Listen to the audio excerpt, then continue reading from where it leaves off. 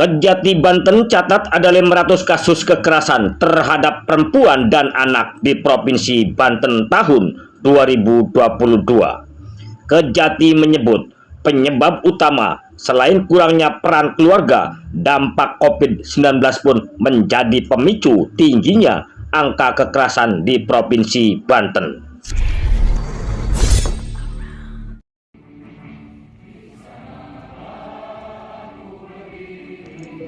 Beginilah suasana saat fokus grup discussion yang digelar Kejaksaan Tinggi atau Kejati Banten di salah satu hotel yang ada di Kabupaten Pandeglang, Banten, bertemakan akses keadilan bagi perempuan dan anak yang berhadapan dengan hukum. Kejati Banten mencatat ada 500 hingga 700 kasus kekerasan terhadap perempuan dan anak yang ditangani di Provinsi Banten tahun 2022.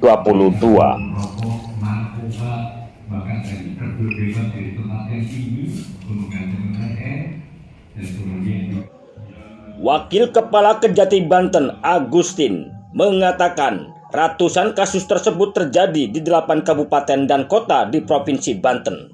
Kejati menyebut selain kurangnya peran keluarga hingga tokoh masyarakat, pandemi COVID-19 pun juga menjadi pemicu tingginya kekerasan terhadap perempuan dan anak di tahun 2022.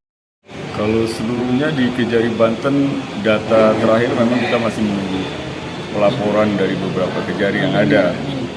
Ada 500 untuk perkara ya, kejahatan terhadap perempuan dan anak. Ada 500-an. Ini Pak Asmidum. Datanya Pak Asmidum sudah masuk, saya belum terima detail. Tapi di sini Pak Ibu Kejari mungkin ada sekitar 50-an. 50-an kurang lebih. Ya, karena di kejadian lain rata-rata 10, 15 seperti itu. Nah Pak, 500 itu dalam 1 tahun itu Pak ya? Iya, Pak Asmidum ya.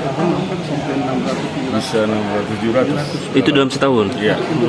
Karena kan kalau Banten kita punya kejari ada 7 kejari. Rata-rata dari perkara yang di kota-kota besar, kayak Tangerang Raya itu kan perkara volumenya bisa 100-an tinggi.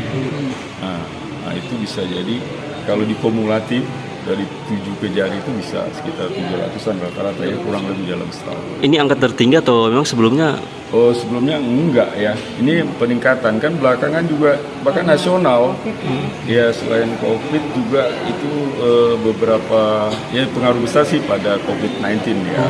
Sebenarnya tentu pemahaman ya, pemahaman terhadap kalau bagaimana menghargai perempuan. Kita ini kan juga dari hasil dibesarkan dan lahir dari seorang ibu. Kesadaran bagaimana menghormati perempuan yang bagaimana itu notabene adalah ibu dan saudara perempuan kita. Belum lagi mungkin tingkat pendidikan. Pendidikan ini kan juga kalau dulu kita belajar pendidikan moral Pancasila, ditanamkan norma-norma kesopanan, kesusilaan di samping norma agama. Yang penting lagi sebenarnya juga peran dari tokoh agama, tokoh pendidikan. Bagaimana mendidik anak-anak dan keluarga itu membangun tidak hanya kesolehan beragama, tapi juga kesolehan sosial. Tahu bisa anak-anak itu menempatkan diri dan menghargai kaum perempuan. Ya. Termasuk orang tua juga? Iya, termasuk orang tua di keluarga itu penting.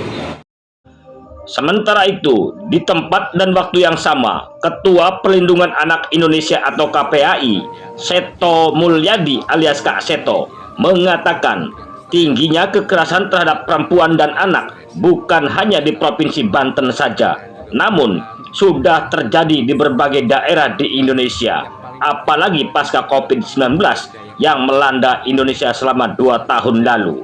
Ia menyebutkan salah satu upaya untuk menyurutkan angka kekerasan dengan membuat seksi perlindungan perempuan dan anak di tingkat rukun tetangga. Seksi perlindungan anak. Jadi kita singkat Sparta, seksi perlindungan anak tingkat rukun tetangga.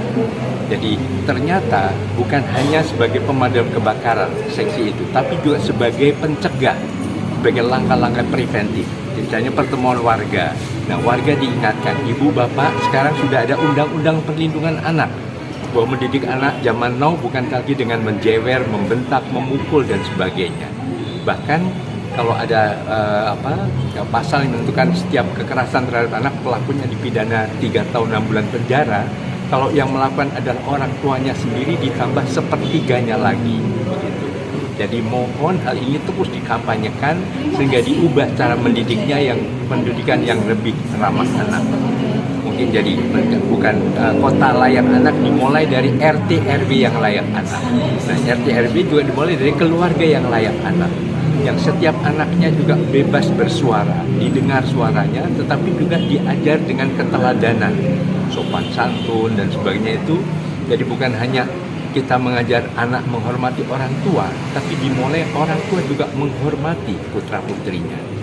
Jadi bukan jadi dengan membentak, misalnya bukan ayo mandi, tapi bisa kan ayo kita mandi dengan sabun wangi, dengan nada indah, anak justru akan lebih kooperatif.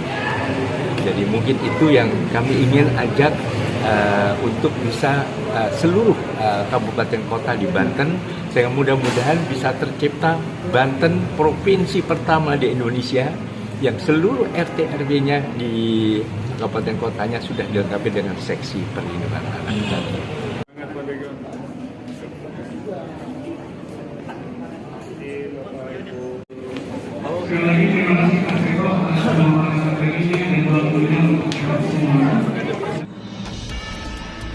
Dari Bilik Siar Studio, channel Bang Kumis Berbagi, Neo TV akan selalu hadir untuk melengkapi informasi seputar peristiwa yang terjadi di Pandeglang, Banten dan sekitarnya.